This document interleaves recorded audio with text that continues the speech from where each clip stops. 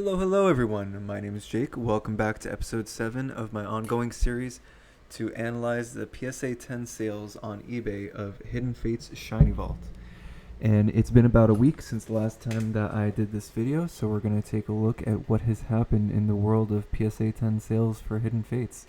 Now, I haven't taken a look at the data yet, so I'm going to make a guess that there's going to be an overall flatlining or a very, very slight trend downwards in the value of these cards, only because the reprints have been coming. There have been plenty of Walmarts that have gotten restocks of Hidden Fates stuff. Like last time, nothing has really changed on the quantity of what's being restocked.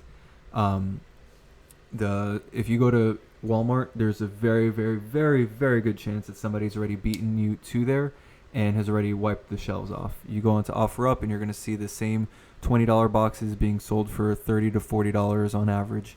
The scalpers have gotten to them, and the chances of you finding any of this Hidden Fates stock in stores is very low. Majority of people are trying to get their tins and reprint stuff online, and even then, if you're going to GameStop to do the pre-orders, I pre-ordered a few more, or not pre-ordered, I ordered a few more tins for myself, and within 5 minutes the listing was sold out on GameStop.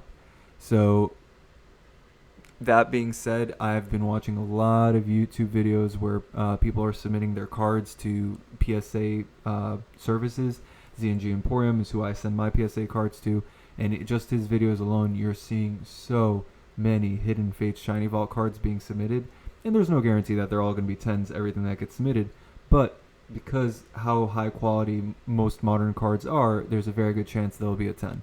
I did took the numbers from PSA of the pop report for just the shiny Charizard SV49 from this set, this guy right here, and I think it was 70% of all submitted cards ended up getting a PSA 10.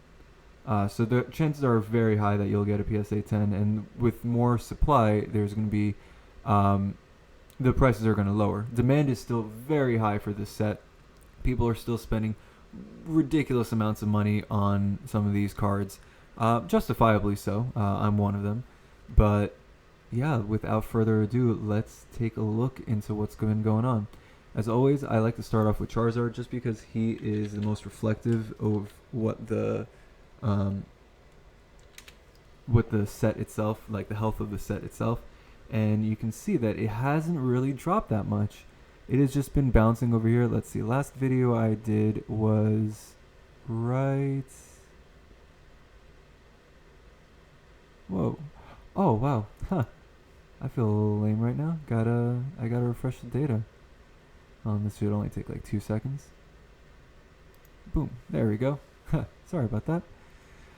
Okay, so you can see that Charizard has not really moved in price, even though I think there's like this level, this nervousness. That's what's causing the price from dropping too far down or too high up. There's this nervousness about what is the full impact of this restock, and we're seeing that, or at least what I'm seeing from this, is that every time the price goes down, you're gonna have somebody who scoops it up because that, in their eyes, that's the lowest it's ever going to be. And these high points, I will say some of these high points are a little disingenuous, in my books at least, because right over here you can see there's a $2,000 sale for a Charizard card.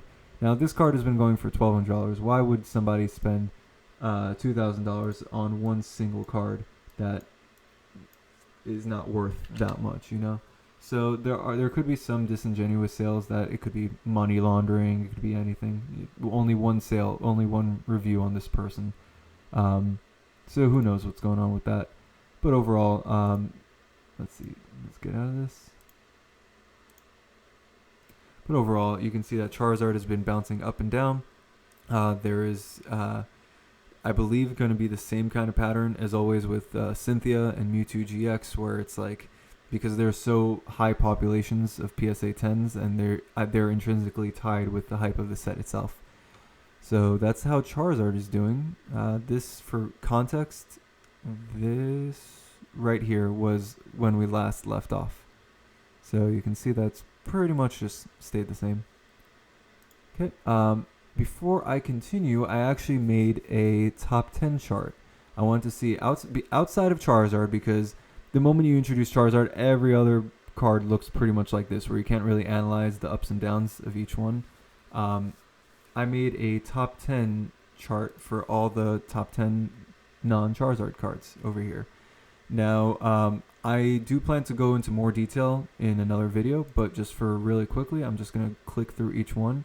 So that way anybody who wants can just pause the video, and you can see over here, based on the dates, what the most recent sales were. And these are just the top 10 cards in Hidden Fates that are not Charizard. There's Glaceon, Leafeon, Mewtwo. Now this guy, Rayquaza, is the big surprise factor. He was chilling over here at a solid $120, and out of nowhere, even with the reprints announced, he just blew up in price. And I do believe that's indicative. That's going to be the common theme of most Hidden Fates promo cards. The promos such as the Metagross GX and the Zoroark GX, Lunala and Solgaleo, they were only available in the premium collection boxes, which those I do not believe are getting reprinted. I believe right now it's only the Raichu, Gyarados, and Charizard tins / boxes that they're both the same price of $20. They're both the same thing. The only difference is that the boxes come with a jumbo card while the tins don't. So I believe those right now are the only ones that we have official word that they've been reprinted. There is a chance that the promo cards, the premium power collections and all those stuff, the Great Ball and Ultra Ball collections, they might get a reprint too. But right now it's too early to tell, and nobody's made any kind of announcements. So I'm going to tread on the side of caution and not speculate that they're coming back. Also, I'm going to be adding this to all my videos. Or actually, I think I already did. This is all speculation. This is all opinions. None of this is investment advice. So do what you will at your own risk, you know. But with that being said, let's go through the normal stuff. Here are the evolutions. We're going to start off with Espeon first. Still been flatlining. Hasn't really moved from that 250, 225 mark. Glaceon GX had a little bit of down, but it looks like it might be recovering a little bit. Who knows? Leafeon GX, I'm like 90% sure this was an auction. Yeah, this was an auction with 2 bids that ended at midnight. We went over that sale last time. That's why you should always check the listings and put a minimum bid if you're planning to really bid on something. Then we have Umbreon, who is back up at 400 again. Yeah, Umbreon I can't see dropping too far down. He's too much of a fan favorite, especially these evolutions. Next up, we got the legendaries. Let's see, we got Articuno GX, Darkrai, Ho-Oh, Mewtwo, doing the exact same kind of stuff as Charizard. Look at that. That chart is almost identical to what Charizard's doing. Went up and up and up. Reprint was announced like right here.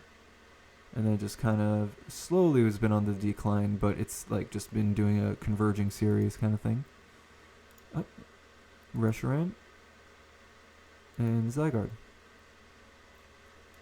Okay, and then we're going to go over to other GXs. And like always, I'm just going to go straight through everything. Let's see, got a little Ninetales, Altaria GX. We have not seen a sale of an Altaria GX in a while. It has been a good minute.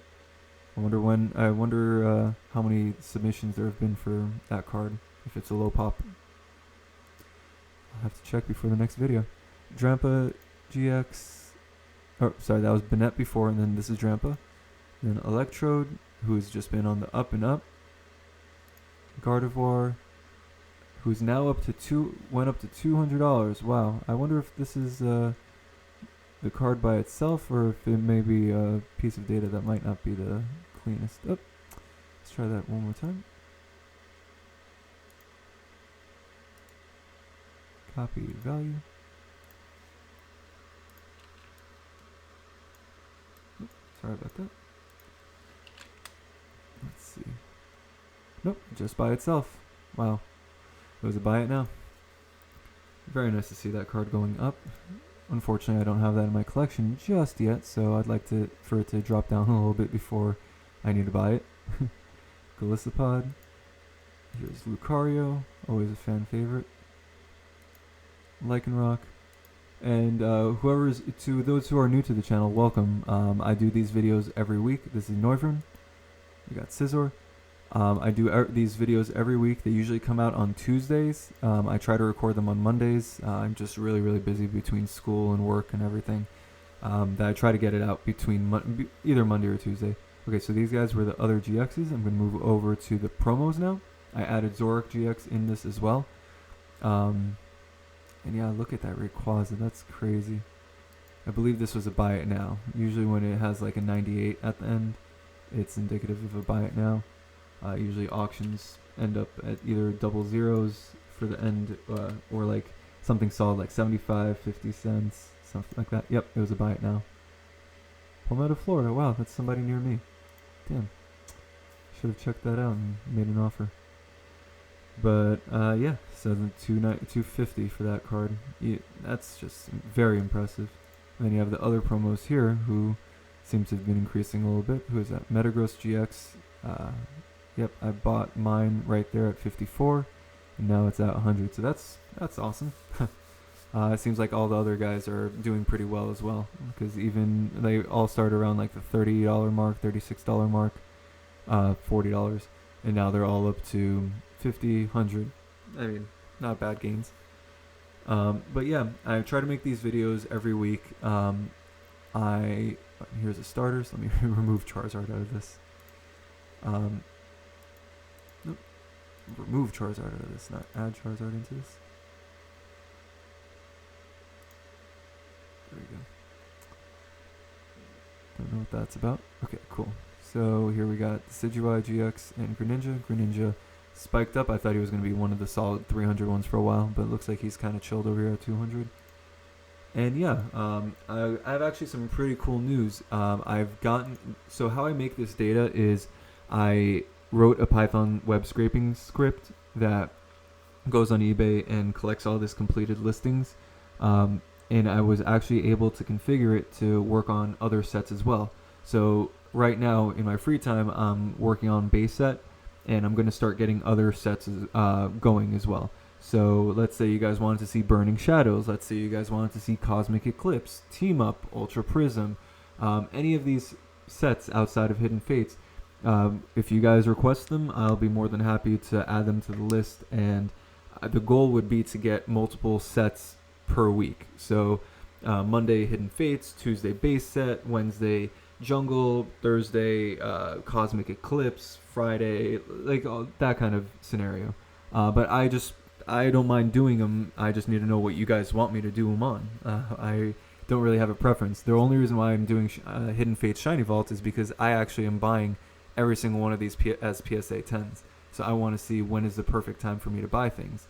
In examples right now, Tapu Fini, if the prices are around this price of $125, if you're looking to buy a Tapu Fini, this is probably the right time to be buying it. It's right now lower than it was back in June. So it's a good time to buy. But that's Tapu Fini, Tapu Bulu, Tapu Koko, Tapu Lele, and all the Tapus seem to be consistently doing well. I do believe that Tapu Fini is going to jump back up in price right back to where it was around here, the 190 mark. But the goal is to get as many different sets. Like, I really want to make eventually a website where people can access all this data, these charts and everything, and be able to go through it themselves. You know, I want to eventually become a resource people can use. But first I have to make the scripts, and I need to have requests for sets. I personally, like I said, don't have much investment in other sets outside of the Wizards of the Coast era. I'm very much a fan of the promo cards, Japanese promo cards, trophy cards, these Hidden Fates cards, and sealed product in general. So I might actually start doing Elite Trainer boxes too. Doing a web scraper that grabs all the Elite Trainer boxes, and see what the price is, how each price is going up and down and all that stuff, Champion's Path is coming out, so it would be a good opportunity to start monitoring those sales once it releases.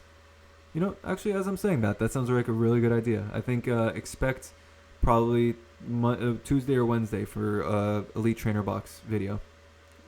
Yeah, I'm calling it. I'm going to do my best to get that script up and running. Yeah. But yeah, Aether Foundation employee over here. Aether Paradise.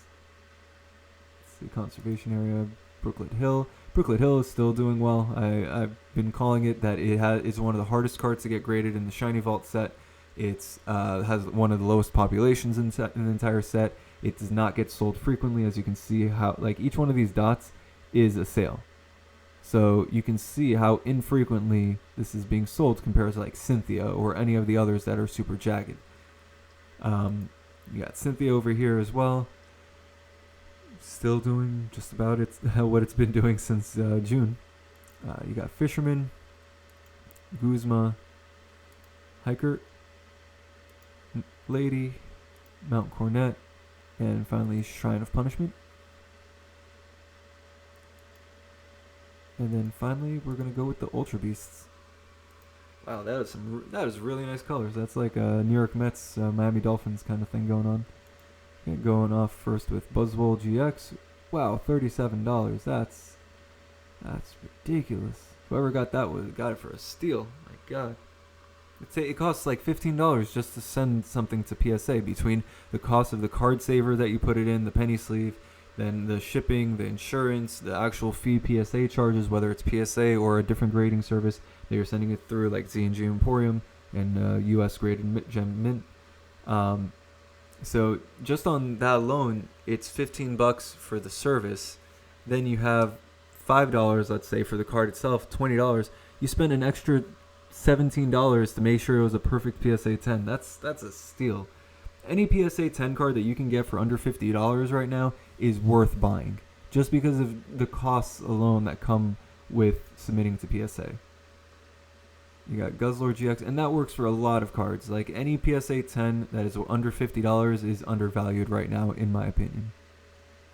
Magneto, Nihiligo, one of my favorites to pronounce. Stack attack. I don't know if you guys thought of it too, but anytime I hear that attack, I think of Dragon Ball Z Abridged, where it's Vegeta just firing a crap ton of energy blasts. Attack. But yeah. And then we have Xurkitree. And yeah, so that is all the individual, the mainline Shiny Vault cards. I'll just do a quick look at the baby shinies. Recently, let's see who jumped. Ooh, is this? What is this card? This orange. Hold on. Is this Lucario? Wow, Lucario jumped up like considerably. Holy moly.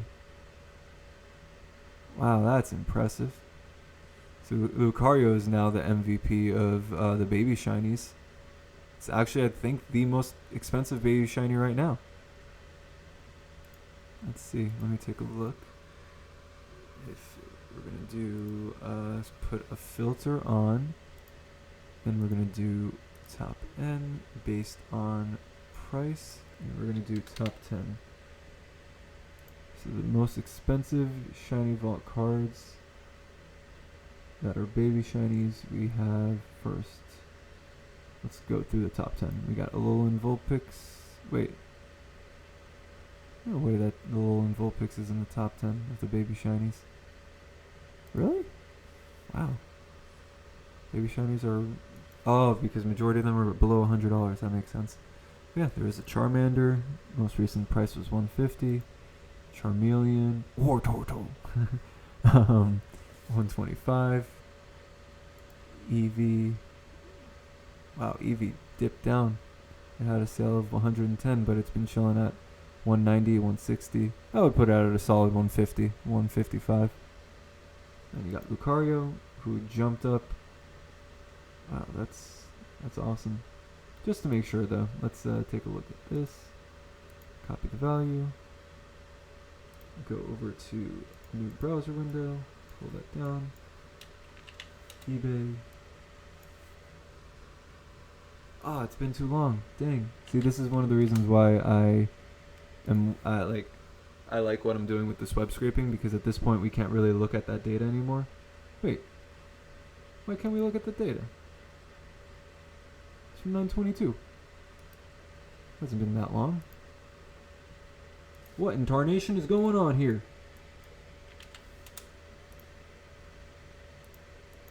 Oh, there it is.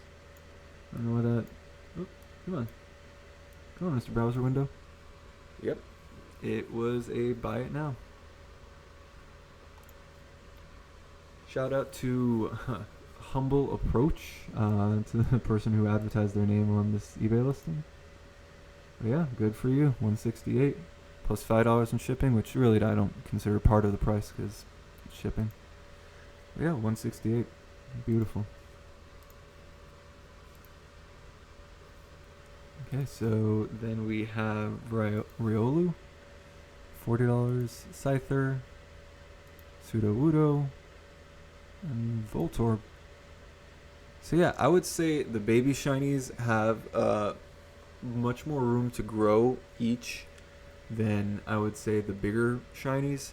And what I mean by that is, if Riolu, let's say, goes from its most recent price of, what was it, $41.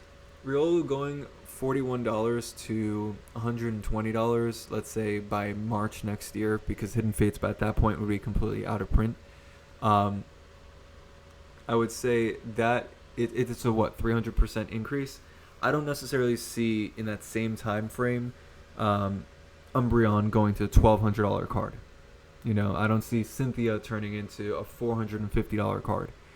Just the percentages alone, I think I'll stand by what I said before. Any PSA 10 card you can get that's under $50 is worth buying right now, and that very much is inclusive of Hidden Fates Shiny Vault cards. If you can find any Shiny Vault card for under $50, that's a steal, especially right now. Right now is the time to be buying Hidden Fates cards, because everybody's selling off because they have so much stock right now. Like there are plenty of people who are opening tons and tons and tons of these tins. There are plenty of people who are opening those Raichu, Charizard, Gyarados boxes, and they're trying to get that shiny Charizard card.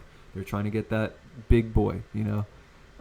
And for every card every time they're not getting it, they're still getting other cards that are able to be graded. Like I said in the beginning, modern cards nowadays are super clean. They're really well made. The Charizard itself has 70% rate of PSA 10s out of all the submissions.